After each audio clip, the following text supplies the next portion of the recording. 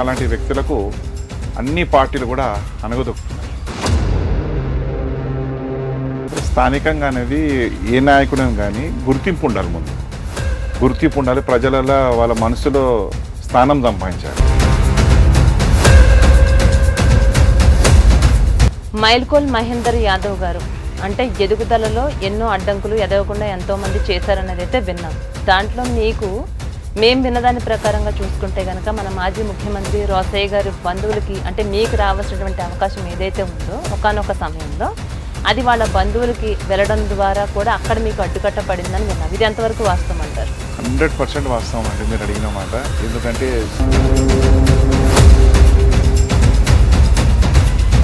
10 మంది జనాలు వేసుకొని ఒక్కొక్కడు 100 తులాల గొలుసులు, కడయాలు, బంగారు ఉంగరాలు పెట్టుకొని ఈరోజు అటువంటి వాళ్ళకు పార్టీలలో బాగా ప్రాధాన్యత ఇస్తున్నారు. కానీ నేను రాజకీయం ప్రారంభించినప్పుడు డబ్బుకు విలువ లేకుండే. ఎంపీగా మిమ్మల్ని నిలబెట్టారా లేకుంటే?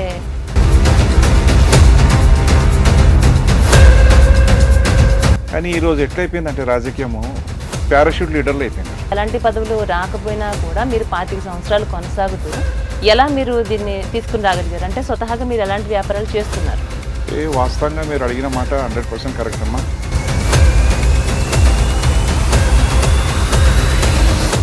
పొలిటికల్గా రావాలనుకునే వాళ్ళు పెద్దవాళ్ళని ఇన్స్పిరేషన్గా తీసుకుంటారు.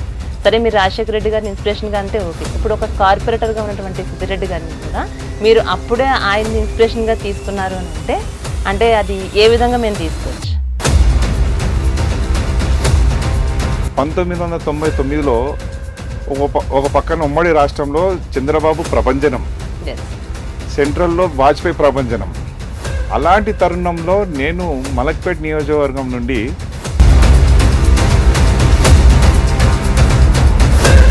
అసలు జగన్ గురించి అడిగితే మీరేం చెప్తారు? జగన్ అయితే చాలా మంచి వ్యక్తి. పార్టీకి దూరంగా ఉంటూ నా పని ఏందో నా వ్యాపారం ఏందో నేను చేసుకుంటూ ఉన్నాను. సడన్గా నాకు జగన్ నుంచి ఫోన్ వచ్చింది. జగన్ పిఏ ఫోన్ చేసి మీకు సార్ రమ్మంటున్నారు, మీతో మాట్లాడతారంట అని చెప్పి నేను షాక్ అయినాను. జగన్ నుంచి నాకెందుకు ఫోన్ వచ్చిందని చెప్పి. 2020 GHMC ఎలక్షన్స్లో చూస్తే అటు మీకు సైదాబాద్ నుంచి కాకోకుండా మీకు పక్క డివిజన్ నుంచి మీకు పోటీ చేయడానికి ఇచ్చారు. అంటే అయిష్టంగానే మీరు పోటీ చేయడం కూడా జరిగింది. ఈ విషయంలో మీరు ఎట్లా తీసుకుంటారు దీన్ని? పార్టీ ఆదేశాలను గౌరవించి కేటీఆర్ గారి మాటను గౌరవించి పోటీ చేశాను. పోటీ కూడా నేను మామూలుగా చేయలేదు, మరి బ్రహ్మాండమైన పోటీ చేశాను, అద్భుతంగా పోటీ చేశాను. అక్కడికి బండి సంజయ్ వచ్చి కూడా అసలు ఎందుకు ప్రత్యేకంగా మిమ్మల్ని ఎదగకుండా చేయాలని కానీ ఇలా ఎందుకు మిమ్మల్ని టార్గెట్ చేసి ఎక్కడ మిమ్మల్ని ముందుకు ఎందుకు వెళ్ళనివ్వడం లేదంటారు? మన మంత్రి తలసాని శ్రీనివాస్ గారు చులకనగా చూస్తాడు ఎవరు పోయినా. దానివల్ల ఆయన సబ్జెక్ట్కు నాలెడ్జ్ లేదు. వెల్కమ్ టు వీఫై న్యూస్ లీడర్. ఇవాళ మన లీడర్ సీనియర్ బీఆర్ఎస్ సీనియర్ నాయకులు మైల్కోల్ మహేందర్ యాదవ్ గారు ఈ రోజు మన వీఫై స్టూడియోలో మనతో పాటు ఉన్నారు. సార్ నమస్తే అండి. నమస్తే అండి. సార్ ఎలా ఉన్నారు? సార్ బాగున్నారు, ఫైన్. చాలా రోజుల తర్వాత మళ్ళీ మిమ్మల్ని ఈ విధంగా కలవడం, ఎలక్షన్స్ టైంలో బిజీ షెడ్యూల్లో కనిపించారు, మళ్ళీ ఈ విధంగా మాకు దర్శనం ఇచ్చారు. మీరు ఎలా ఉన్నారు? బాగున్నారు. నేను చాలా బాగున్నానండి. మైల్కోల్ మహేందర్ యాదవ్ గారు అంటేనే ఒక రాజకీయ సీనియర్ నాయకులు. 25 సంవత్సరాలు సీనియారిటీ ఉన్నటువంటి మైల్కోల్ మహేందర్ యాదవ్ గారిని ఇప్పటి వరకు ఒక హై పొజిషన్లో మేమందరం చూడాలి. పొలిటికల్గా ప్రజల గుండెల్లో అయితే మీరు స్థానం సంపాదించుకోగలిగారు, కానీ రాజకీయ పరంగా ఎందుకు మీరు ఎదగలేకపోయారు? అంటే రాజకీయంగా ఏదైనా పదవి అనుభవించాలంటే నుదుటి మీదవి రాసి ఉండాలి, అది రాసి ఉండాలి, కష్టపడాలి. మరి మీ కష్టం అయితే చాలా ఉంది. పొలిటికల్ గా కూడా మేము లాస్ట్ టైం ఎలక్షన్స్ లో కూడా మనం వచ్చి చూసినప్పుడు అక్కడ కంటెస్టెంట్ గా ఎవరైతే ఉన్నారో వాళ్ళని పక్కన పెట్టి ప్రజలంతా మీ వైపు రావడం, మీరు ఎంతో ఉత్సాహంగా ముందుకు వెళ్ళటం, ఇదంతా మేము అబ్జర్వ్ చేసినప్పుడు మాకు ఒక డౌట్ వచ్చింది. ఎంపీగా మిమ్మల్ని నిలబెట్టారా లేకుంటే వేరే పర్సన్ ఉన్నారా? మేము కన్ఫ్యూజ్ అయ్యామని అర్థం కానటువంటి సిచ్యువేషన్ అనిపించింది మాకు. అంటే అంతమంది ప్రజలు మీ వెంట రావటం ఇదంతా చూసాం. స్థానికంగా అనేది ఏ నాయకుడని కానీ గుర్తింపు ఉండాలి, ముందు గుర్తింపు ఉండాలి, ప్రజలలో వాళ్ళ మనసులో స్థానం సంపాదించాలి. స్థానం సంపాదించినప్పుడు మనము ఎక్కడ పోయినా కూడా మనల్ని ప్రజలు ఆదరిస్తారు. కానీ ఈ రోజు ఎట్లయిపోయిందంటే రాజకీయము పారాషూట్ లీడర్లు అయిపోయినారు. డబ్బున్నోనికే పార్టీలు చేయకూడుతున్నది. అది మా పార్టీ అని కాదు, ఏ పార్టీ అయినా కానీ అందరూ కూడా డబ్బున్నోనికే ప్రాధాన్యత. కానీ కష్టపడి పనిచేసే నాలాంటి వ్యక్తులకు అన్ని పార్టీలు కూడా అణగదొక్కుతున్నారు. 100% ట్రూ ఇది. అందువల్ల మాకు అవకాశాలు రాలేకపోతున్నాయి. అంటే ఈ 25 సంవత్సరాల జర్నీలో ఎన్నో ఒడిదుడుకులు మీరు 100% మీరు ఎదుర్కొనే ఉంటారు. ఎన్నో అంటే అడ్డు దెబ్బలనే కావచ్చు, కొన్ని రాళ్ళు మీ మీద విసిరారనే చెప్పొచ్చు. ఇలా చూస్తూ ఉంటే మీ జర్నీలో కనుక చూసుకుంటే, మేము తెలుసుకున్న దాని ప్రకారంగా చూస్తే కనుక అంటే కొన్ని పార్టీలు కూడా మీరు మారటం జరిగింది. కానీ మొట్టమొదటి నుంచి కూడా మీరు 1999 నుంచి కూడా మీరు కాంగ్రెస్ పార్టీలో కంటిన్యూటీగా 11 సంవత్సరాలు మీరు కాంగ్రెస్లోనే కొనసాగారు. అలాంటి వ్యక్తి, కాంగ్రెస్లో కొనసాగినటువంటి వ్యక్తి ఇప్పుడు ప్రజెంట్ బీఆర్ఎస్లోకి రావడానికి గల కారణం ఏమనుకోవచ్చు మేము? అంటే కాంగ్రెస్ పార్టీలో రావడానికి ముఖ్యమైన కారణం అనేది ఏ లీడర్కైనా ఒక నాయకుడిని స్ఫూర్తిగా తీసుకుంటారు. నేను వైఎస్ రాజశేఖర రెడ్డి గారిని ఇన్స్పిరేషన్, ఆయన అభిమానిని, అతని స్ఫూర్తిగా తీసుకొని వాళ్ళు రాయలసీమల పులివెందుల కానీ రాయలసీమ ప్రాంతంలో కానీ ఏ విధంగా ప్రజలని వాళ్ళు కష్టసుఖాల్లో పాలు పంచుకొని నిరంతరం ఎలక్షన్లో గెలుస్తూ వస్తున్నారు. కార్యకర్తలను ఏ విధంగా ఆదరిస్తారో అది మాకు బాగా రాజశేఖర రెడ్డి గారిని చూసి మాకు నచ్చింది. అందుకే మేము ఒక పార్టీలో చేరాలంటే ఒక బలమైన నాయకుడు ఉన్న పార్టీలో పోవాలని చెప్పి ఆ రోజుల్లో 1999లో ఒక పక్కన ఉమ్మడి రాష్ట్రంలో చంద్రబాబు ప్రభంజనం, సెంట్రల్లో వాజ్పేయి ప్రభంజనం. అలాంటి తరుణంలో నేను మలక్పేట్ నియోజకవర్గం నుండి మలక్పేట్ యువజన కాంగ్రెస్ అధ్యక్షునిగా రాజకీయ ప్రస్థానం ప్రారంభించాను. ఎందుకు కాంగ్రెస్ పార్టీలో చేరినానంటే కాంగ్రెస్ పార్టీ అనేది అన్ని కులాలకు, అన్ని మతాలకు సముచిత స్థానం ఉంటుందని చెప్పి ఆ రోజు నేను ఆ పార్టీలో చేరడం జరిగింది. రాజశేఖర రెడ్డి బలమైన నాయకుడు ఉన్నాడు కాబట్టి చేరినాను. అందులో అతనితో పాటు మా స్థానికంగా ఒక నాయకుడు ఉండాలి. ఏ కార్యకర్త గానీ స్థానికంగా ఒక లీడర్ ని ఫాలో అవుతారు. మేము ఫాలో అయిన లీడరు ఈ రోజు ఎల్బీనగర్ ఎమ్మెల్యే దేవిరెడ్డి సుధీర్ రెడ్డి గారు. ఇప్పుడు 3 సార్లు ఎమ్మెల్యే గెలిచారు. సుధీర్ రెడ్డి మొట్టమొదటిలో 1986లో కార్పొరేటర్, హైదరాబాద్ లో 100 కార్పొరేటర్ స్థానాల్లో అతను ఒక కార్పొరేటర్, అక్బర్బాగ్ డివిజన్ నుండి. మేము చిన్నప్పటి నుంచి అతను ఫాలో అయినాం. మాకు చాలా మంచి సంబంధాలు అన్నమాట. ఒక కుటుంబ సభ్యునిగా, మా ఇంట్లో ఒక సోదరు, మా పెద్దన్నగా అతన్ని మేము ఆదరిస్తాం. అతను కూడా మమ్మల్ని అదే విధంగా చూసుకున్నాడు. అట్లా ఉంటుండే సంబంధాలు కాబట్టి మేము 99లో ఆయన స్ఫూర్తిగా తీసుకొని రాజశేఖర రెడ్డి గారిని దృష్టిలో పెట్టుకొని మేము ఆ రోజు కాంగ్రెస్ పార్టీలో చేరినాం. అంటే సాధారణంగా ఎవరినైనా ఒకరిని మనం ఇన్స్పిరేషన్ గా తీసుకుంటున్నాము అంటే కనుక ఖచ్చితంగా అంటే అక్కడ సీఎం పొజిషన్ లో ఎవరైతే ఉంటారో అట్లాంటి వాళ్ళని ఎక్కువ శాతంగా ఇన్స్పిరేషన్ గా తీసుకుంటారు. ఏ పెద్ద పార్టీలు ఉన్నా ప్రత్యేకంగా ఆ వ్యక్తి ఎవరైతే ఉన్నారో వాళ్ళు ఇన్స్పిరేషన్ గా తీసుకుంటారు. అంటే మిమ్మల్ని చూస్తుంటే అతి చిన్న వయసులోనే రాజకీయంలో మీరు ప్రవేశించడం జరిగింది. సాధారణంగా ఒక మూవీస్లో నటించేటప్పుడు ఎవరైనా మూవీస్ ఆర్టిస్టులు కనుక ఇట్లాంటి వాళ్ళని చూస్తే మనం అభిమానిస్తాం. ఆ హీరోకి ఫ్యాన్గా, ఈ హీరోకి ఫ్యాన్గా. పొలిటికల్గా రావాలనుకునే వాళ్ళు పెద్దవాళ్ళని ఇన్స్పిరేషన్గా తీసుకుంటారు. సరే, మీరు రాజశేఖర రెడ్డి గారిని ఇన్స్పిరేషన్గా అంటే ఓకే. ఇప్పుడు ఒక కార్పొరేటర్గా ఉన్నటువంటి సుధీర్ రెడ్డి గారిని కూడా మీరు అప్పుడే ఆయన్ని ఇన్స్పిరేషన్గా తీసుకున్నారు అని అంటే అది ఏ విధంగా మేము తీసుకోవచ్చు? అంటే ఇప్పుడు రాజశేఖర రెడ్డి స్థాయి వ్యక్తి దగ్గరికి వెళ్ళాలంటే మాకు మా పరిచయం కానీ మా బలం కానీ సరిపోదు. పిలిస్తే పలికే నాయకుడు ఉండాలి ఎవరికైనా కానీ. పిలిస్తే పలికే నాయకుడు ఎవరు? ఆ రోజు మొబైల్ లేవు, టెలిఫోన్లు చేసేవాళ్ళం, లేకపోతే డైరెక్ట్ ఇంటికి వెళ్ళి మాట్లాడేవాళ్ళం. అప్పుడు మాకు స్థానికంగా నా అక్బర్బాగ్, మా సైదాబాద్, ఆయన అక్బర్బాగ్ కాబట్టి పక్కనే ఉంటాం. కానీ మరి ఆ రోజుల్లో కాంగ్రెస్ ఎవరు ఉన్నారు మేము అని చూసుకుంటే సుధీర్ రెడ్డి గారు కాంగ్రెస్ పార్టీలో సీనియర్ నాయకుడు, మంచి వ్యక్తి. పార్టీలకు అతీతంగా అందరినీ అందరూ ఆదరిస్తారు అతన్ని. ఎలక్షన్ వరకే ఆయన పార్టీలు వేరు, ఎలక్షన్ తర్వాత అందరు నావాలి అంటాడు. ఈ రోజు కూడా అదే తత్వం ఉంది, ఏం మారలే ఆయన. అందుకే అతన్ని సుధీర్ రెడ్డి గాని ఫాలో అయినాం మేము. ఓకే. కుటుంబ నేపథ్యంలో చూసుకుంటే రాజకీయ పరంగా మీ ఫ్యామిలీలో ఎలాంటి బ్యాక్గ్రౌండ్ చూసుకున్నా కూడా మీకు రాజకీయ పరంగా ఏం లేదు. వయసు చూస్తే అతి చిన్న వయసు 20-21 ఇయర్స్ ఏజ్. అంటే ఆ ఏజ్ లో మీరు రావాలని కూడా మీరు డిసైడ్ అయిపోయారు పొలిటికల్ గా నేను రావాలి అని చెప్పి. అప్పుడు మీకు ఎవరు సపోర్ట్ ఉన్నారు? ఏ విధంగా రాగలిగారు? ఆ రోజు నేను రాజకీయంగా కాంగ్రెస్ పార్టీలో చేరాలని చెప్పి ఫస్ట్ ముఖ్యంగా నేను చెప్పింది మా ఫాదర్ తోటి, మా తల్లిదండ్రులకు తెలియపరిచాను. మా సోదరులు చిన్నగా ఉన్నారు, వాళ్ళు కూడా, వారికి కూడా చెప్పాను. ఈ రోజు నేను రాజకీయంగా ముందు పోవడానికి ఏ తల్లిదండ్రులు కానీ రాజకీయాలు అంటే కక్షలు కుతంత్రాలు గొడవలు ఉంటే నాన్న వద్దని చెప్పి తల్లిదండ్రులు మందలిస్తారు, భయపెడతారు, పోవద్దని చెప్తారు. కానీ మా తండ్రి గారు మా తల్లి గారు మనస్ఫూర్తిగా ఆశీర్వదించి నువ్వు మంచి భవిష్యత్తులో మంచి ఉన్నత స్థానం కావాలని చెప్పి మా నాన్నగారు ఆశీర్వదించినారు. మా బ్రదర్స్ మా తమ్ముడిని కూడా నాకు సపోర్ట్ చేయడంతో నేను ఈ రోజు వరకు ఈ స్థాయిలో ఉన్నా. రాజకీయంగా కనుక కొనసాగాలి, ఒక వ్యక్తి రాజకీయంగా కొనసాగాలన్నా, ఒక వ్యక్తి రాజకీయంగా ఎదగాలి అన్నా కూడా ఖచ్చితంగా మనుషులు ఎంతైతే మీకు సపోర్ట్ అవసరం ఉంటుందో అంతకంటే ఎక్కువగా డబ్బు ఉంటేనే రాజకీయంలో ముందుకు వెళ్ళగలుగుతారనేది మన అందరం వినేటటువంటి విషయమే. అలాంటిది ఎలాంటి పదవులు రాకపోయినా కూడా మీరు 25 సంవత్సరాలు కొనసాగుతూ ఎలా మీరు దీన్ని తీసుకుని రాగలిగారు? అంటే స్వతహాగా మీరు ఎలాంటి వ్యాపారాలు చేస్తున్నారు? అంటే వాస్తవంగా మీరు అడిగిన మాట 100% కరెక్ట్ అమ్మా.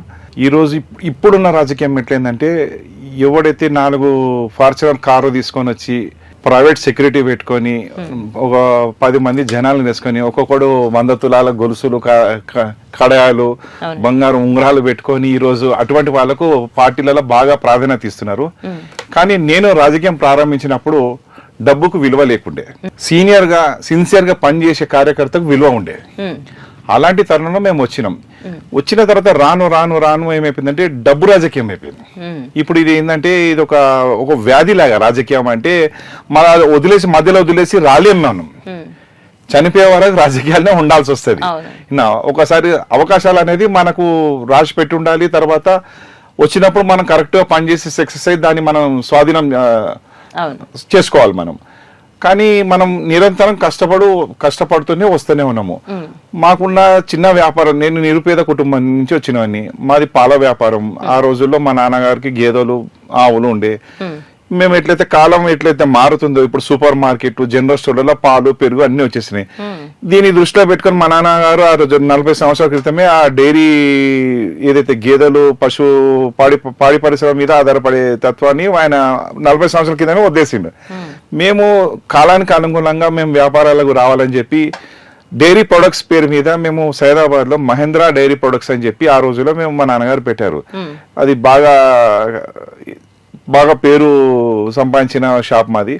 ఆ షాప్ నుంచే ఎదుర్కొంటూ వచ్చి తర్వాత హోటల్ టిఫిన్ ఫీల్డ్ కి వచ్చినాం, దాని తర్వాత ఫాస్ట్ ఫుడ్ ఫీల్డ్ కి వచ్చినాం.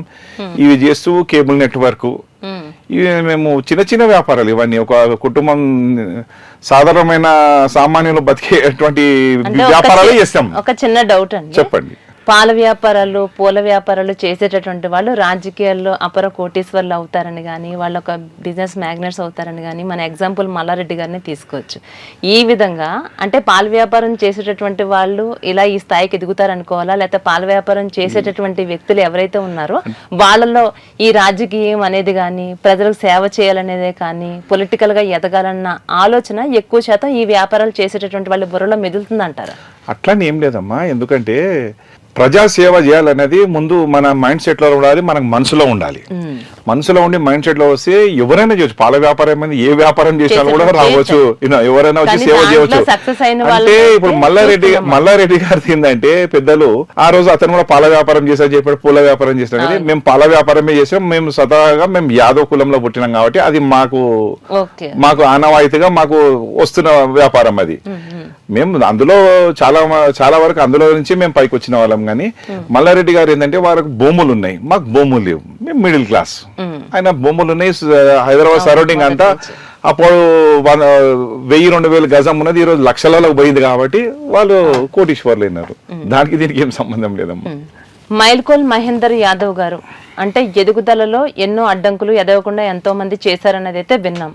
దాంట్లో మేము విన్నదాని ప్రకారంగా చూసుకుంటే గనక మన మాజీ ముఖ్యమంత్రి రోసయ్య గారి బంధువులకి అంటే మీకు రావాల్సినటువంటి అవకాశం ఏదైతే ఉందో ఒకానొక సమయంలో అది వాళ్ళ బంధువులకి వెళ్ళడం ద్వారా కూడా అక్కడ మీకు అడ్డుకట్ట పడిందని విన్నాం. ఇది ఎంతవరకు వాస్తవం అంటారు? 100% వాస్తవం అండి మీరు అడిగిన మాట.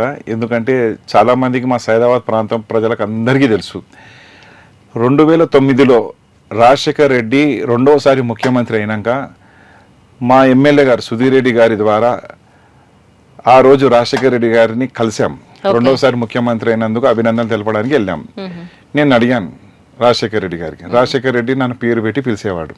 ఓకే. ఆయన పాదయాత్రలో కూడా మేము పాల్పంచుకున్నాము. ఆయన సిఎల్పి నాయకుడు ఉన్నప్పుడు ప్రతి ఒక్క ప్రజా వ్యతిరేక ఉద్యమ పోరాటంలో మేము అందరం పాల్పంచుకున్నాము. నేను యువజన కాంగ్రెస్ అధ్యక్షునిగా మలక్పేట్ల చాలా కష్టపడి పనిచేశాను. ఆయన గుర్తించినాడు, మనం పేరు పెట్టి పిలుస్తుండే.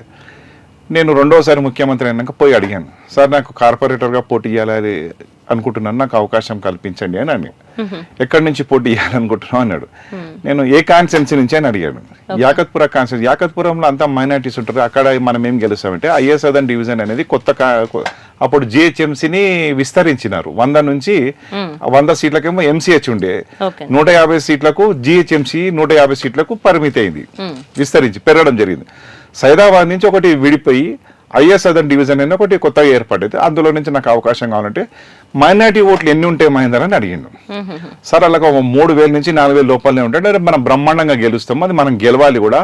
అక్కడ ఒక పెద్ద స్లమ్ అప్పుడు 2007లో ఒక అగ్ని ప్రమాదం జరిగింది, మీకు ఐడియా ఉండుంటది. అగ్ని ప్రమాదంలో సిలిండర్లు గుడిసెలు ఉండే సింగరేణి కాలనీ అని ఒక పెద్ద స్లమ్ ఏరియా. దాదాపు 14,000 మంది నివాసాలు ఉంటారు అన్నమాట అక్కడ. ఓటర్లు 14,000 మంది దాకా ఉంటారు. ఆ స్లమ్ గుడిసెలలో అగ్ని ప్రమాదం జరిగి సిలిండర్లు బ్లాస్ట్ అయ్యి ఒక 7-8 మంది చనిపోవడం జరిగింది. ఆయన ముఖ్యమంత్రికి అక్కడికి వచ్చి అక్కడకున్న ప్రజలకు ఏదైతే నష్టం జరిగిందో నష్టపరిహారం చెల్లించి అక్కడ గుడిసెలన్నీ మొత్తం నీరు బట్టలతోటి నిరుపేదలు రోడ్డు మీద నిలబడితే వారికి సుధీర్ రెడ్డి గారు కూడా చైర్మన్ ఉండే అప్పుడు వారం రోజుల పాటు అన్నం లేకపోతే అక్కడ అన్నము, మంచినీరు, పాలు, చిన్నపిల్లలకు పాలు అన్నీ మేము అందరం కష్టపడి అక్కడ సేవ చేసినాం.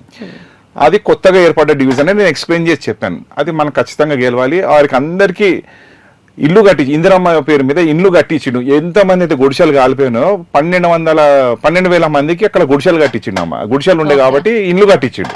అది మనం గెలవాలని, ఖచ్చితంగా గెలవాలని చెప్పి ఆ రోజు నాగేందర్ గారు ఉండే, సుధీర్ రెడ్డి గారు ఉండే, ఈ సీట్ ఖచ్చితంగా గెలవాలి, గెలుపు బాధ్యత మీదే అని చెప్పిండు. నువ్వు పోయి పని చేసుకో గ్రౌండ్లో, మళ్ళీ నా ముంగటికి గెలిచినాకనే రావాలని చెప్పిండు. అంత మీద మనిషి ఆశీర్వాదించినాక నాకేం నష్టం ఉందని చెప్పి నేను పోయి గ్రౌండ్లో పోయి నా వర్క్ నేను స్టార్ట్ చేసిన. విధి రాత దురదృష్టం, రాజశేఖర్ రెడ్డి గారు అకాల మరణమైంది. అకాల మరణంతో నా అవకాశం అనేది వేరే వాళ్ళు తీసుకుపోయినారు. అప్పటి ముఖ్యమంత్రి రోసయ్య గారు ఇది ఆల్రెడీ డిసైడ్ చేసిన సీట్ సార్, రాజశేఖర్ రెడ్డి గారు ఇది 150 సీట్ల ఒక రోజు సెలెక్ట్ చేసి ఆయన ఫైనల్ చేసి పెట్టారు. పార్టీ ఫండ్ ఫైనల్ చేసి పెట్టాడు. ఇది మార్చేది లేదని చెప్పినా కూడా ఆ రోజు డి శ్రీనివాస్ గారు చెప్పినా, సబితమ్మ చెప్పినా, నాగేందర్ చెప్పినా, సుధీర్ రెడ్డి గారు ఎవ్వరు చెప్పినా రోసయ్య ఏం లేదు, నా బంధుకు టికెట్ కావాలంటే కావాలని పట్టుబట్టి తీసుకుంటూ 3వ స్థానంలో పోయింది. ఓడిపోయింది ఆ సీట్, గెలిచే సీటు ఓడిపోయింది. అప్పటి నుంచి నాకు రాజకీయంగా అవకాశాలు అనేది మిస్ అవుతూ వస్తున్నాయి.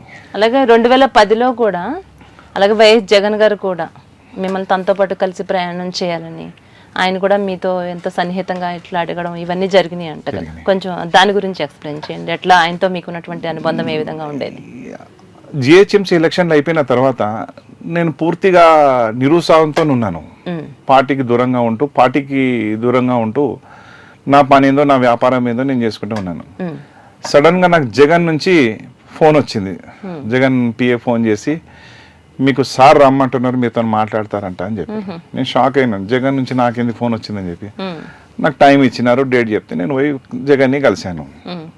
ప్రగతి భవన్లో ఇప్పుడు పోయి కలిశాను. ఏం సార్ అంటే, మీరు కష్టపడి పనిచేసారు, నాన్నగారు మిమ్మల్ని గుర్తించినారు, 150 డివిజన్ టికెట్లో కూడా మీ పేరు కూడా ఉన్నది, మీకు రాలేదా, అన్యాయం జరిగింది, నేను త్వరలో పార్టీ పెడుతున్నాను, మీరు కష్టపడి పని చేయండి, పార్టీ కోసం మంచి రోజులు వస్తాయి, మీ భవిష్యత్తు నాదే అని చెప్పినాక నేను మరుక్షణం ఏం ఆలోచన చేయకుండా కాంగ్రెస్ పార్టీ రాజీనామా చేసి ఆ రోజు జగన్ సపోర్ట్ గా, ఇంకా అప్పటికి పార్టీ అనౌన్స్ చేయలేను, నేను జగన్ కి సపోర్ట్ గా నిలబడ్డాను.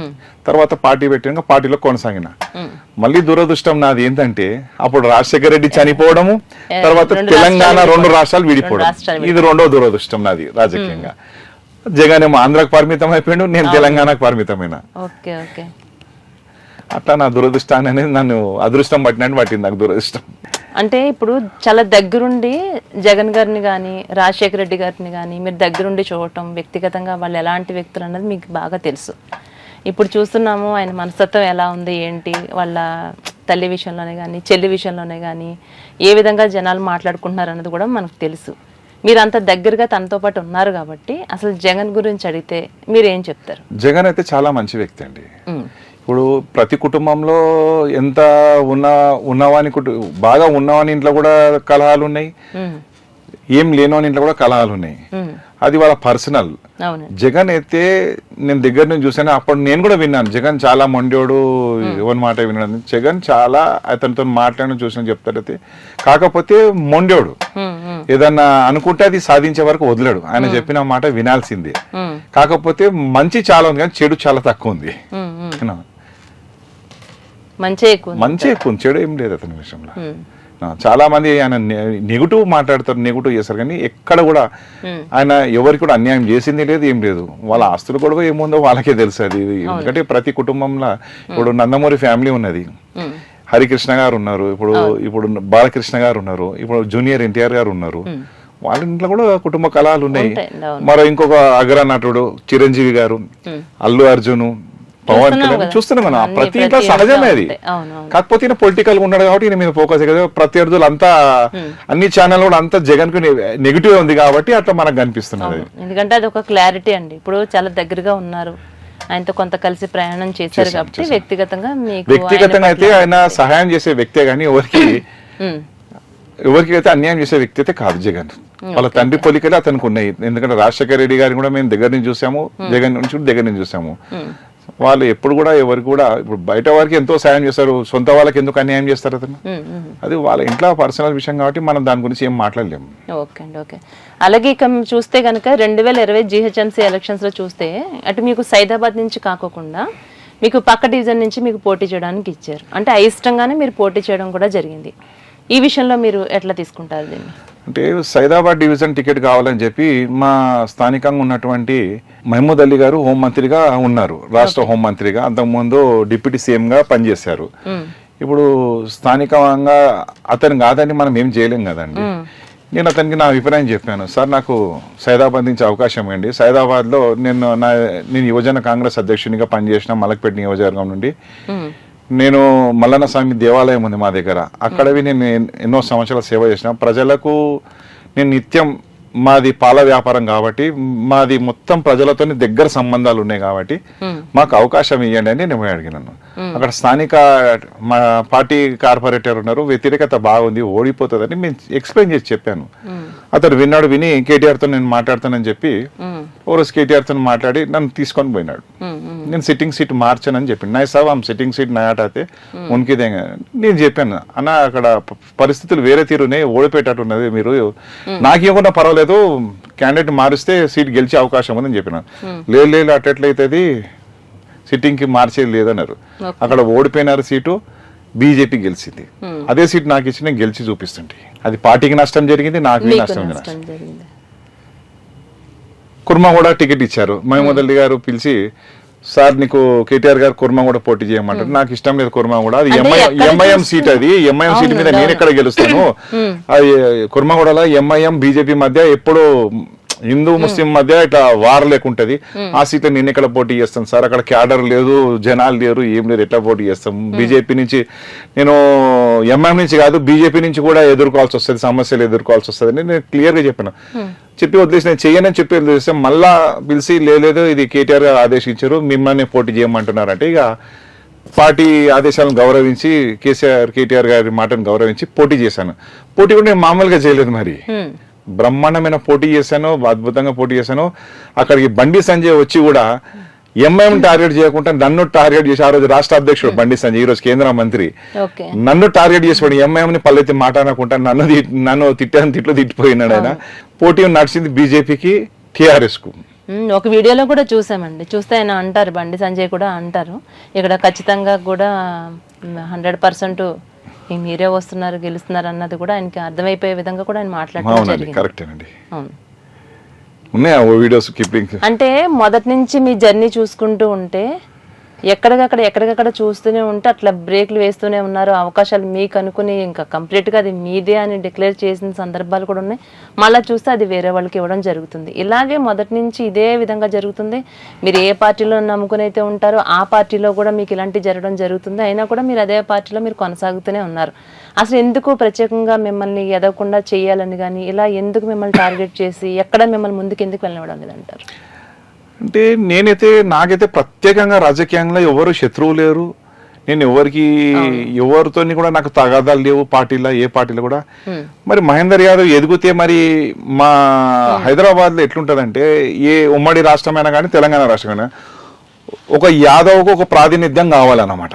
ఏ ప్రభుత్వం అయినా కానీ, ఈరోజు కాంగ్రెస్ కానీ, అంతకుముందు టీఆర్ఎస్ కానివ్వండి, అంతకుముందు తెలుగుదేశం కానివ్వండి, ఒక మంత్రిత్వ శాఖ అనేది ఒక యాదవ్కి ఇస్తారు. అట్లా యాదవ్ చెప్పిన వాళ్ళకే కాంగ్రెస్ పార్టీలో ఇప్పుడు ఒక యాదవ్ ఉన్నాడు, అతను చెప్పిన మాటనే చెల్లు. ఇప్పుడు టీఆర్ఎస్ తో ఇంకో యాదవ్ ఉండే, అతని మాట చెప్పిందే చెల్లు. ఇక మిగతా వారి మాటలు పార్టీలు వినయి, వాళ్ళు చెప్పిందే వినాలంటారు. వీళ్ళకి ఎక్కడ పోటీ అవుతాం అనుకుంటారేమో, మరి భయపడతారేమో నన్ను చూసి. అలాగే ఇంకొకటి చూస్తుంటే అసలు ఈ సదరు పండుగ అనేది ఇది ఒక రాష్ట్ర పండుగ కావాలి. అలాగే అధికారికంగా కూడా ఇది పెద్ద ఎత్తున ఇది ఒక పండుగ కావాలని దీన్ని లేవనెత్తిందే మైల్కోల్. కరెక్ట్. అలాంటిది ఈ రోజున చూసుకుంటే అసలు ఎక్కడ మీ పేరే వినిపించడం లేదు. ఈ రోజున మనం చూస్తే ఇంత పెద్ద ఎత్తున ఒక రాష్ట్ర పండుగగా దీన్ని మనొక బతుకమ్మ పండుగ కావచ్చు, ఇట్లాంటి వాటితో ఈక్వల్గా దీన్ని ఈ స్థాయికి తీసుకొచ్చిందే, దీనికోసం ఫైట్ చేసిందే, ఈ నినాదాన్ని ముందుకు తీసుకెళ్ళిందే మైల్కోల్. అలాంటిది అసలు మైల్కోల్ పేరు ఎక్కడ ఎందుకు రావడం లేదంటారు? అంటే ఇప్పుడు కొన్ని వాస్తవాలు చెప్తే కొందరికి నచ్చదు. ఇక మనం కెమెరా ముందు కూర్చున్నాం కాబట్టి నిజం మాట్లాడాల్సిందే. మరి మాట్లాడాలండి 100%. ఎందుకంటే ఈ విషయము నేను 2014లో టీఆర్ఎస్ ప్రభుత్వం వచ్చింది, మన రాష్ట్ర ప్రభుత్వం వచ్చింది. కేసీఆర్ గారు ఉద్యమ సమయంలో చాలాసార్లు ఆయన ప్రత్యేకంగా 2 మాటలు చెప్పేవారు. తెలంగాణ రాష్ట్రం వచ్చిన మరుక్షణం బతుకమ్మ, బోనాలు ఈ 2 కూడా రాష్ట్ర పండుగగా జరుపుకుంటాం, అధికారికంగా జరుపుకుంటామని ఆయన ఎన్నో ఉద్యమ సమయంలో ఎంతో మందికి అతను చెప్తుండే. మీరు కూడా అందరూ కూడా వినే ఉంటారు కదా.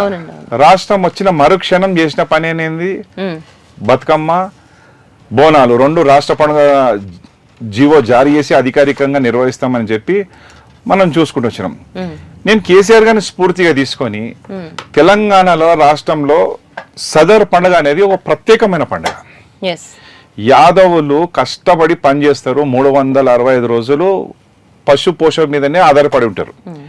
వారు కుటుంబానికి, సమాజానికి, బంధువులకు దూరంగా ఉండి వాళ్ళు కష్టపడి ఆ జీవులని సాదుతుంటారు. మరి ఈ సదర్ అనేది ఒక సంవత్సరానికి ఒకసారి జరుపుకునే పండుగ. పెద్దలు ఆనాడు నిజాం కాలం నుండి ఈ యొక్క పండుగ జరుగుతుంది. దీంట్లో మనం సదర్లో అందరం పాల్గొంటాం కాబట్టి ఈ పండుగని రాష్ట్ర పండుగ చేయాలని నాకు ఒక ఆలోచన వచ్చిందండి. 2016లో నాకు వచ్చిన ఆలోచన. వచ్చిన మరుక్షణమే నేను మా స్థానికంగా మా సైదాబాద్ యాదవ్ సంఘం మా మిత్రులు, మా బంధువులు కమిటీ కూర్చొని చర్చించుకొని నిజమే ఇది సదర్ పండుగ రాష్ట్ర లెవెల్లో మన గుర్తింపు తీసుకురావాలంటే మరి నేను ఈ విధంగా ముందుకు పోదాం అనుకుంటున్నా. కేసీఆర్ గారికి, అప్పుడున్న పెద్దలు, ప్రభుత్వంలో ఉన్న మంత్రులకు అందరికీ, మా యాదవ్ ఎమ్మెల్యేల అందరికీ, రాజ్యసభ కానీ ఎవరున్నారు అందరు ప్రతి ఒక్కరి దృష్టికి 2016 నుండి నిన్న మొన్నటి దాకా పోయిన సంవత్సరం కూడా నేను అందరికీ నాలెడ్జ్ చేస్తానే పోయినా, సోషల్ మీడియా ప్రచారం చేస్తానే పోయినా. సోషల్ మీడియాలో విపరీతమైన ప్రచారం చేసినాం మేము. స్టేట్ ఫెస్టివల్ జరగాలని అఖిల భారత యాదవ మహాసభ అధ్యక్షునిగా, గ్రేటర్ హైదరాబాద్ అధ్యక్షునిగా నేను లెటర్లు తయారు చేసి ముఖ్యమంత్రి గారికి, కేసీఆర్ గారికి, కేటీఆర్ గారికి, హరీష్ రావు గారికి, మా యాదవ్ ఎమ్మెల్యేలు 4 ఎమ్మెల్యేలు, ఒక మంత్రి, ఒక రాజ్యసభ అందరికీ కూడా పేరును లెటర్ రాసి వాళ్ళకు ఈ యొక్క సబ్జెక్ట్ ని నాలెడ్జ్ వాళ్ళకు బాగా అవగాహన కల్పించి ప్రతి సంవత్సరం చేస్తూనే వస్తున్నా. ప్రెస్కి ఇస్తూనే ఉన్నా, ప్రింట్ మీడియా, ఎలక్ట్రానిక్ మీడియాతో నేను చెప్తూనే ఉన్నా. ఈ చెప్పంగా ఒక 16 నుంచి మొన్న 2022 వరకు కేటీఆర్ గారు మునుగోడు ఉప ఎన్నికల సందర్భంగా 22లో మన్యగూడలో యాదవ ఆత్మీయ సమ్మేళన సభ జరిగింది. మీకు వీడియోలు ఉన్నాయి నా దగ్గర, మీరు కూడా సెర్చ్ చేయండి, దొరుకుతాయి మీకు.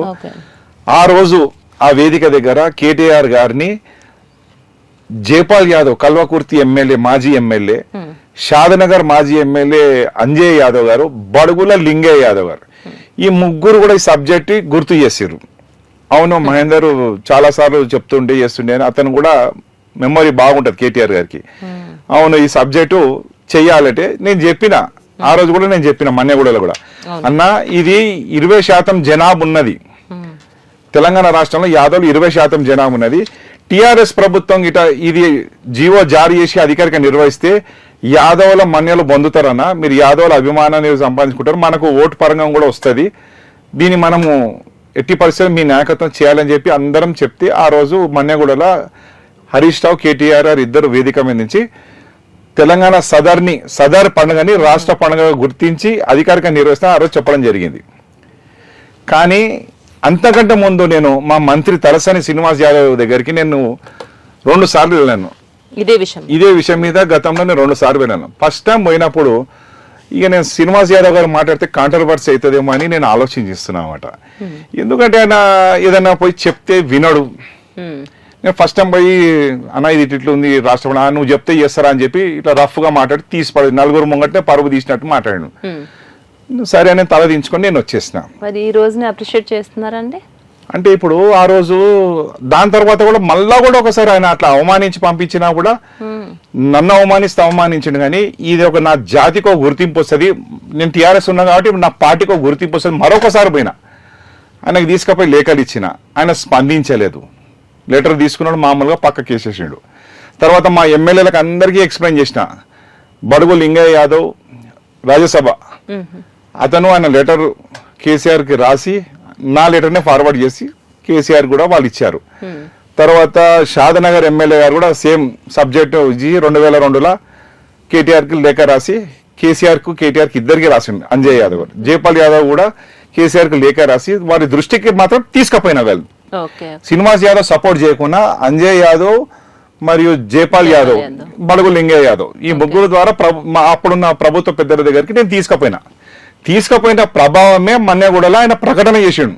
ఆ ప్రకటన ప్రభావమే మొన్న ఏదైతే రేవంత్ రెడ్డి ప్రకటన చేసిండో ఇందిరా పార్క్ దగ్గర మన పోయింటేళ్ల 27వ తారీఖున సదర్ సమ్మేళన అనేది కాంగ్రెస్ పార్టీలో ఉన్న పెద్దలు అంజన్ కుమార్ యాదవ్ గారు, వారి కుమారుడు రాజ్యసభ సభ్యుడు అనిల్ కుమార్ యాదవ్ గారు ఒక కార్యక్రమం తీసుకున్నారు. వాళ్ళు ఎట్లా తీసుకున్నారంటే కార్యక్రమం చాలా ఛాలెంజ్ గా తీసుకున్నారు.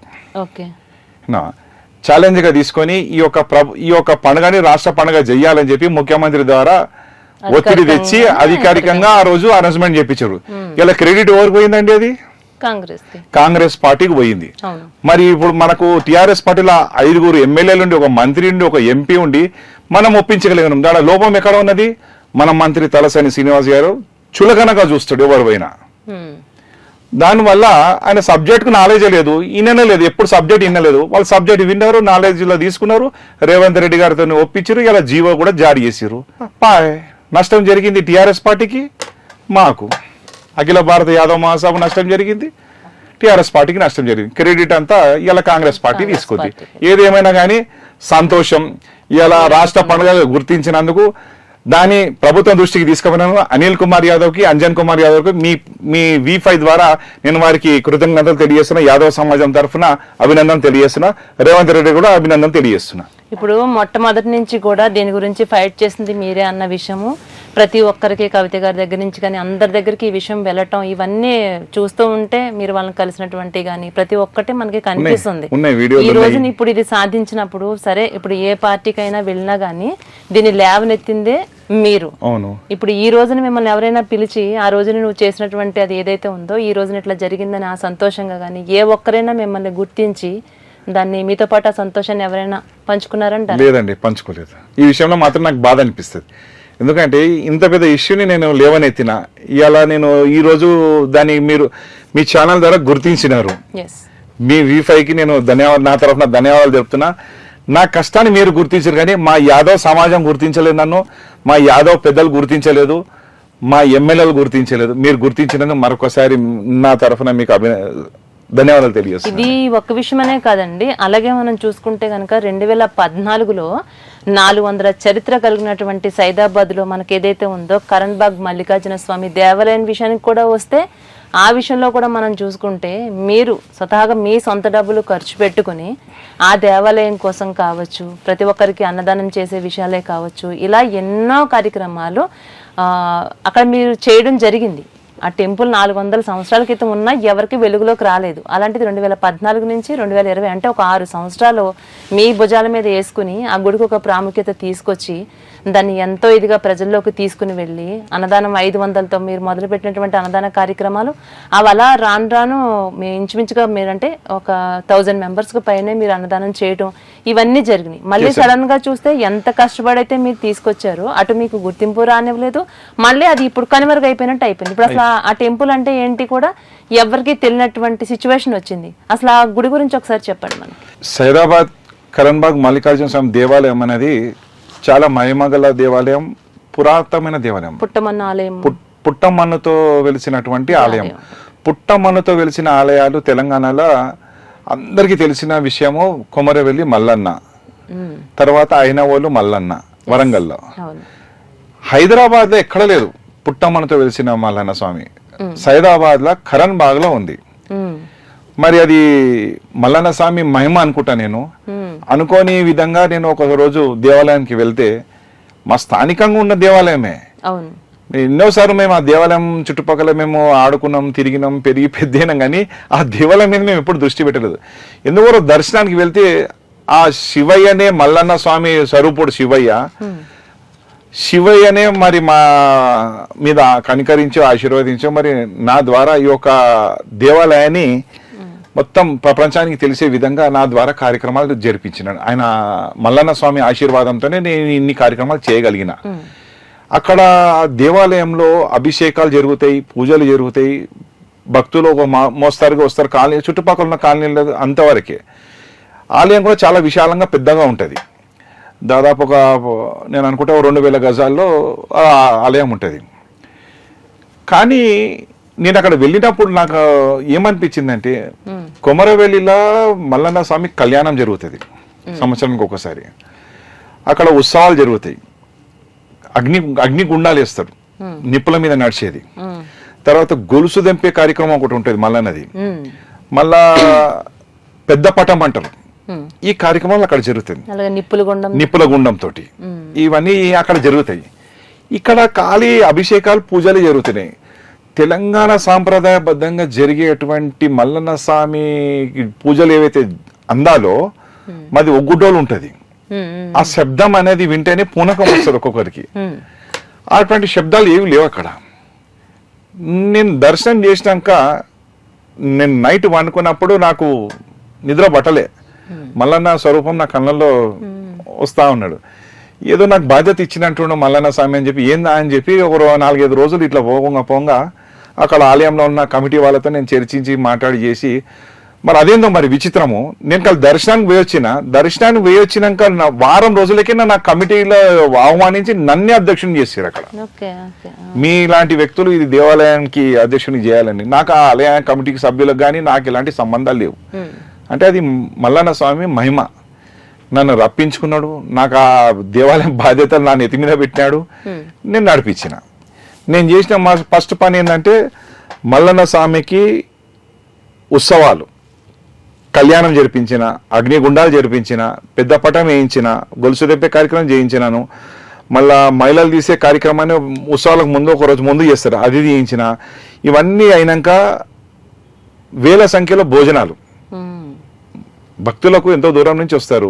ఏ ఫెస్టివల్ అన్నా కాదు, ఎవ్రీ మంత్లీ వన్స్ కూడా మీరు ఇది ఒక పాటు. ఈ ప్రతి సంవత్సరం జరిగే తంతు. నేను 3000 మంది భోజనం స్టార్ట్ చేసి చివరిగా నేను వదిలిపెట్టేటప్పుడు 15,000 మందికి భోజనాలు నేను చేయించిన. అంటే నేనంటే నా సొంతంగా కాదు, కమిటీ ద్వారా స్టార్ట్ చేసింది నేను. కానీ కమిటీ ద్వారా అక్కడ ఉన్న భక్తుల సహకారంతో, దాతల సహకారంతో అంత పెద్ద కార్యక్రమం నేను జరిపించాను. 15,000 మంది భోజనాలు అంటే నాటే జోకు, చాలా పెద్ద కార్యక్రమం అది. వేల సంఖ్యలో ఎమ్మెల్యేలు, ఎంపీలు, మంత్రులు అందరినీ ఆహ్వానించిన. రాజకీయ నాయకులు కాబట్టి అందరినీ, పార్టీలకు అతీతంగా అందరినీ ఆహ్వానించిన. అదే కాకుండా ప్రతి నెల ఆరుద్ర నక్షత్రం శివుని నక్షత్రం ఆరుద్ర నక్షత్రం. మల్లన్న స్వామి టెంపుల్ అంటే శివాలయమే. అవునండి. ఆరుద్ర నక్షత్రం రోజు రుద్రహోమం చేయించామని. ఎందుకంటే మనం ఒక 365 రోజుల్లో 3 రోజులు ఉత్సవాలు చేసి వదిలేస్తే కాదు, ప్రతి నెల ఒక ప్రత్యేకత ఉండాలని చెప్పి హైదరాబాద్ ఎక్కడ ఏ శివాలయంలో రుద్రహోమం జరగదు. మీరు కూడా తెలుసుకోండి. రుద్రహోమం అనేది చాలా ఖర్చుతో కూడిన పని. రుద్రహోమం చేసినాక అన్నదానం చేయాలని చెప్పి సంకల్పించి నా సొంతంగా ఒక 7-8 నెలలు నేను అన్నదానం చేయించా. ఒక 600-700 మందికి అన్నదానం చేపిస్తుంది. రాను రాను రాను భక్తులే సహకారం అందించి, దాతల సహకారం ఇచ్చి అదొక తతంగం నడుస్తుంది. ప్రతి నెల ఆరుద్ర నక్షత్రం రోజు రుద్రహోమం బ్రహ్మాండంగా జరిగేది. అట్లా చేసుకుంటూ వచ్చిన ఇక అది అనుకోని కొన్ని రాజకీయ శక్తులు నా మీద పడి ఎండోమెంట్ స్వాధీనం చేసుకుంది. ఎండోమెంట్ స్వాధీనం చేసుకోవడానికి కారణం కూడా దాంట్లో నేను చేసిన సేవ అనేది మనస్ఫూర్తిగా చేసిన. నేను నా కుటుంబం అందరం సేవ చేసిన. మా అన్నదమ్ములు కానీ, మా స్థానిక యాదవ సంఘం సభ్యులు కానీ అందరూ స్వచ్ఛందంగా పనిచేసిన. కానీ అక్కడ కొన్ని అగ్రవర్ణాలు, తిరుమల హిల్స్ హైదరాబాద్ దగ్గర కరణ్ తిరుమల హిల్స్ కొండ మీద ఎమ్మెల్యేలు, ఎంపీలు, జెడ్పీటీసీలు, వీళ్ళు అంతా కొన్ని అగ్రవర్ణాలు ఉన్నాయి. మా స్థానిక కార్పొరేటర్, అప్పుడు ప్రజెంట్ ఉన్న కార్పొరేటర్, ఇప్పుడు మాజీ కార్పొరేటర్, వీళ్ళంతా కన్లెర చేసి యాదవ్లు వచ్చి పెద్ద ఎత్తున ఇంత పెద్ద కార్యక్రమం తీసుకుంటున్నారు. మహేందర్ యాదవ్ ఇక్కడి నుంచి జరపాలంటే మన తరం కాదు, ఎట్లా జరపాలని ఒక కుట్ర పన్ని దాన్ని మహేందర్ యాదవ్ అయితే బెడలు పట్టి తిరిగి గెంటేలేం కదా. బలవంతుడు మహేందర్ యాదవ్, ప్రజలు ఉన్నారు, యాదవులు ఉన్నారు, ముట్టుకోలేమైనానని చెప్పి రాజకీయ కుట్రలో భాగంగా అగ్రవర్ణాలు, స్థానిక కార్పొరేటర్ కాలనీలో ఉన్నటువంటి అగ్రవర్ణాలు, తిరుమల కొండ మీద ఉన్నటువంటి అగ్రవర్ణాలు అందరు కలిసి అప్పటి మంత్రి ఇంద్రకరణ్ రెడ్డి గారి ప్రోద్బలంతో, మరి మా హైదరాబాద్లో ఉన్న ఒక మంత్రి, మా యాదవ మంత్రి, వీరి సపోర్ట్ ద్వారా ఈ ఆలయాన్ని ఎండోమెంట్లో కలిపేశారు. ఎండోమెంట్ కలిపేస్తే మహేందర్ యాదవ్ పని ఏమి ఉండదు కదా, ఎండోమెంట్ చూసుకుంటుంది. ఈ రోజు కూడా ఎండోమెంట్ చూసుకుంటుంది. ఇలా ప్రజలు కూడా అందరు చూస్తున్నారు ఏ విధంగా పూజలు జరుగుతున్నాయి, ఏ విధంగా ఉత్సవాలు జరుగుతున్నాయి. మొత్తం జీరో అయిపోయింది. అదే అంటున్నానండి, ఏది చూస్తున్నా ప్రతి ఒక్కటి 6 సంవత్సరాలు కష్టపడి ఆ టెంపుల్ బాధ్యతలు తీసుకుని, భక్తులు లేక, కార్యక్రమాలు లేక దేవాలయం అంతా బోసిపోయింది. అలా అనిపిస్తా ఉంటదండి, బాధ అనిపిస్తుంది. నేను ఒక దేవాలయం సేవ చేస్తే దేవాలయం పైన కూడా కుట్రలేంది, రాజకీయంగా నన్ను అనగదొక్కుతున్నారు. ఇలా దేవాలయం సేవ చేస్తే బీసీలమైనటువంటి మేము, యాదవులైనటువంటి మేము ఇలా ఆలయాన్ని యాదవ్ నుంచి దూరం చేయాలని ఒక కుట్ర. అలాగే ఇప్పుడు మనం రీసెంట్ గా కూడా చూసుకుంటే హైదరాబాద్ లో ఎంపీ టికెట్ విషయంలో కూడా అది మీకు కన్ఫర్మ్ అయింది. ఆ విషయంలో కూడా చూస్తే సేమ్ కమ్యూనిటీ పరంగా మిమ్మల్ని పక్కన పెట్టి మళ్ళీ అది కూడా వేరే వ్యక్తికి ఇవ్వడం జరుగుతుంది. ఇలా మీకే ఎందుకు జరుగుతుంది అనిపిస్తుంది నాకు. చెప్తున్నా అండి, నా దురదృష్టం. ఎందుకంటే నేను ఎవరికి కూడా హాని చేయలేదు ఇప్పటివరకు, నాకు తెలిసి వరకు ప్రత్యేకంగా శత్రుత్వం ఎవరికి లేదు. నేను చేసే సేవలు కానివ్వండి, నాకున్న ప్రజాదరణ చూసి మరి వీళ్ళు తట్టుకోలేకపోతున్నారా, మరి లేకపోతే మాకెక్కడా మా నెత్తి మీద ఎక్కడ మాకు అడ్డంకి అవుతాడు అనుకుంటున్నారో ఏమో, మరి అర్థమవుతలేదు. ఎందుకంటే మీరు చెప్పిన మాట వాస్తవం. హైదరాబాద్ ఎంపీ సీటు నాకు ఎల్బీనగర్ ఎమ్మెల్యే సుధీర్ రెడ్డి గారు కేటీఆర్ తోటి, హరీష్ రావుతో మాట్లాడి ఇది మాకు యాదవ్లకు కావాలని నేను కూడా అడిగాను అతని ద్వారా. అడిగితే కేటీఆర్ గారు, హరీష్ రావు గారు స్పందించారు. హైదరాబాద్లో ఇప్పటివరకు యాదవ్లకు అవకాశం రాలేదు, ఇది మాకు ఇవ్వాలన్నా, నేను హైదరాబాద్ అధ్యక్షుని పనిచేస్తున్నా, పార్టీకి పనిచేస్తున్నా, నాకు కావాలని నేను విన్నవించుకున్నాను. నా విన్నపని వాళ్ళు మన్నించారు. కరెక్టే, దీన్ని మహేందర్ అడిగింది తప్పేం కరెక్ట్ అని చెప్పి వాళ్ళు ఎస్ అని చెప్పారు. సుధీర్ రెడ్డి గారికి చెప్పారు, నాకు చెప్పినారు, కన్ఫర్మ్ అని చెప్పారు, అనౌన్స్మెంట్ వచ్చేసి చూసుకోవాలని చెప్పారు. మరి అంతా అయిపోయినాక మా దాంట్లోనే ఇక మా పెద్ద మనుషులు, ఇక మా మాజీ మంత్రి గారు, అతను తెలిసి అవకాశం మీకు ఇచ్చి ఉంటే కనుక ఖచ్చితంగా 1,00,000 ఓట్ల మెజార్టీతో 100% మీరు వచ్చేవారని కూడా అక్కడ ఉన్నటువంటి ప్రజలందరూ చెప్తూ ఉంటారు. అంటే ఎలక్షన్ అనేది గెలిపోవటం ప్రతి ఒక్కరికి ఉంటుంది, గెలుస్తామా ఓడతామా తర్వాత విషయం. కానీ ఆ సీటు రాకుండా అడ్డుకున్నది అందరికీ తెలుసండి. మాజీ మంత్రి గారు ఆయన అడ్డుకున్నారు, మహేందర్కి టికెట్ రావద్దు, మరి సేమ్ కమ్యూనిటీ వేరే వారికి ఇప్పించిండు. ఇప్పియంగానే అతను ఏం చేసిండు, ఎలక్షన్ పోటీ చేసిండు, పోటీ చేయగానే రాజీనామా చేసి వెళ్ళిపోయినాడు, వేరే పార్టీలో చేరిండు ఆయన. మరి పార్టీ కూడా గుర్తించాలి, నాలాంటి వాళ్ళకి అవకాశం ఇస్తే పార్టీకి పనికి వస్తుంది, కానీ వేరే వాళ్ళకు పారాషూట్ లీడర్లకు ఇస్తే వస్తారు పోతారు. ఇప్పుడు దానం నాగేందర్ గారు కావచ్చు, సత్యేంద్రారెడ్డి గారే కావచ్చు, సుధీర్ రెడ్డి గారే కావచ్చు, మొట్టమొదటి నుంచి కూడా వాళ్ళతో మీరు కలిసి ప్రయాణం చేస్తూ ఉంటారు, వాళ్ళతో చాలా ఆప్యాయంగా ఉంటారు. అంటే ఇప్పుడు కూడా వాళ్ళతో ఇదే రిలేషన్షిప్ కొనసాగుతుందండి? మీ పట్ల అదే విధంగా ఉన్నారా? పార్టీలు ఇప్పుడున్న దేశ రాజకీయాలు ఎట్టుందంటే పార్టీలు మారడం అనేది కామన్ అయిపోయింది. ఇప్పుడు నేను పార్టీ మారిన వాస్తవమే. ఇప్పుడు నేను పార్టీ మారినా నేను మీ ఛానల్ ద్వారా నేను మా సమాజానికి అందరికీ నేను తెలియపరిచేదంటే పార్టీలో ఎవరు కూడా దయచేసి మారొద్దు. పార్టీలో మారితే చాలా ఇబ్బంది అవుతుంది. నేను అనుభవంతో చెప్తున్నాను, పార్టీలో ఎవరు కూడా మారొద్దు. చివరి దాకా ఇదే పార్టీలో నేను కొనసాగుతానని ఈ సందర్భంగా నేను తెలియజేస్తున్నాను. రాజకీయ పరంగా చూస్తుంటే కనుక భవిష్యత్తు ప్రణాళిక ఏ విధంగా ప్లాన్ చేసుకున్నారు?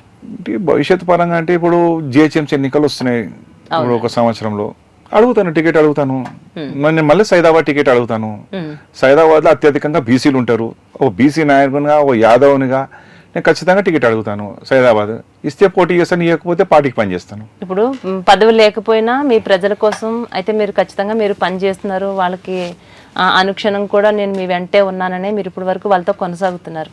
నిజంగానే కనుక మీకు అవకాశం వస్తే అక్కడ మీ ఏరియాలో ఉన్నటువంటి ప్రజలకి మీరు ఏం చేయదలుచుకున్నారు? అంటే మీకు ఉంటుంది కదండి, నాకు కనుక ఈ అవకాశం వస్తే నేను ఇలాంటి కార్యక్రమాలు చేయాలనుకుంటున్నానని. అలా మీ దృష్టిలో ఏమున్నాయి? అంటే ఇప్పుడు ఆ స్థానికంగా సమస్యలను బట్టి మనము డిసిషన్ తీసుకునేటట్టు ఉంటుంది. ఎందుకంటే మా పెద్ద మనుషులు చాలామంది చెప్తారు, 100 తులాల బంగారం ఉన్నా ఒక ఎత్తు, ఒక మాసం అధికారం ఉంటే ఒక ఎత్తు. ఒక మాసం అంటే 1 గ్రామ్. ఒక 1 గ్రామ్ అనేది పవర్ ఉండాలి. పవర్ ఉంటే మనం ఏదైనా చేయొచ్చు. అధికారులు మన దగ్గరకు వస్తారు, అధికారులు మనం ఆదేశించగలుగుతాం. పవర్ లేని మనం ఏం సేవ చేసినా లాభం లేదు. అదే జరుగుతుంది. నాకు పవర్ వస్తే నేను ప్రజలకు ఏ సమస్యన నా దృష్టిలో నాతో చేతనైనంత వరకు ఆ పదవి కాలం ఉన్నంత వరకు నిరంతరం 24 గంటలు ప్రజలకే సేవ చేస్తా. రాజకీయం అంటేనే ప్రయాణం చేస్తున్నారా? పర్సనల్ గా హ్యాపీగా మీ ఎంజాయ్ మూమెంట్స్ అంటే సినిమాలు చూడటం కానీ ఇలాంటి అలవాట్లు హ్యాబిట్స్ ఏమున్నాయి? కుటుంబంతోనే నేను హ్యాపీగా ఉంటాను. ఇప్పుడు ఇన్ని సంవత్సరాలు నేను రాజకీయంగా నేను నడుస్తున్నానంటే అందులో నా అన్న తమ్ముళ్ళు, నా తమ్ముళ్ళు, నా కుటుంబం, ముఖ్యంగా నా భార్య. 20 సంవత్సరాలు అవుతుంది నా మ్యారేజ్ అయ్యి. 20 సంవత్సరాలు నా భార్య ప్రతి దాంట్లో చేదోడు వాదోడుగా నాకు సపోర్ట్గానే ఉన్నది. అంటే ఏ రోజున కూడా ఎలాంటి పదవులు మీరు తీసుకొని రావడం లేదు, మీకు వద్దు వెను తిరగండి అని ఎప్పుడు అనలేదు? లేదు, ఎప్పుడు అనలేదు. సపోర్ట్ చేస్తూనే ఉంటారు. నా భార్య సపోర్ట్ చేస్తుంటారు, నా తమ్ముని కూడా సపోర్ట్ చేస్తుంటారు. ప్రతి ఎప్పుడు నిరుత్సాహపడని నన్ను కొనసాగుతూనే ఉండాలి నిరంతరం అని చెప్పి. Okay okay. అంటే చిల్డ్రన్స్ ఎంతమంది అండి? పాప, బాబు. ఏం చదువుతున్నారు వాళ్ళు? పాప వచ్చేసి డిగ్రీ 2nd ఇయర్, బాబు బీటెక్ 3rd ఇయర్. ఈరోజు మా వీఫై న్యూస్ ఛానల్కి వచ్చి మీకు సంబంధించినటువంటి ఎన్నో విషయాలు ఇలా డైరెక్ట్గా మిమ్మల్ని కలుసుకొని ఇలా తెలుసుకొని ప్రజలకు తెలియచేయడం చాలా సంతోషంగా ఉందండి. మీలాంటి ఒక మంచి వ్యక్తికి రానున్న భవిష్యత్తులో ఖచ్చితంగా మీకు ఒక మంచి అవకాశం రావాలి. మీ వల్ల కొన్ని వేల మందికి మంచి జరగాలి, ఒక మంచి పొజిషన్లో ఉండాలని మనస్ఫూర్తిగా మా వీఫై న్యూస్ ఛానల్ కోరుకుంటుందండి. Wish you all the best అండి. థ్యాంక్ యూ సో మచ్ అమ్మా. నాకు కూడా చాలా సంతోషం. మీ ద్వారా నా కష్ట సుఖాలని కూడా మీ ఛానల్ ద్వారా వీక్షిస్తున్నందుకు, నన్ను ఇక్కడ పిలిచి గౌరవించినందుకు మీకు కూడా ధన్యవాదాలు. ప్రజల గుండెల్లో ఎవరైతే ఉంటారో, ప్రజల కోసం ఎవరైతే ఆలోచిస్తారో, పదవిలో లేకపోయినా కూడా ఎలాంటి పదవిని ఆశించకుండా రాకపోయినా కూడా 25 సంవత్సరాలు మీరు రాజకీయాల్లో ఉండి కూడా ప్రజల కోసం ఇంత సేవలు చేస్తున్నారంటే మీలాంటి వాళ్ళకి అవకాశం దక్కితే కనుక ఖచ్చితంగా ప్రజలు నిజంగా అదృష్టవంతులు అనుకోవాలి. అలాంటి అవకాశం రావాలని మేము కూడా కోరుకుంటున్నాం అండి. Thank you. ధన్యవాదాలు.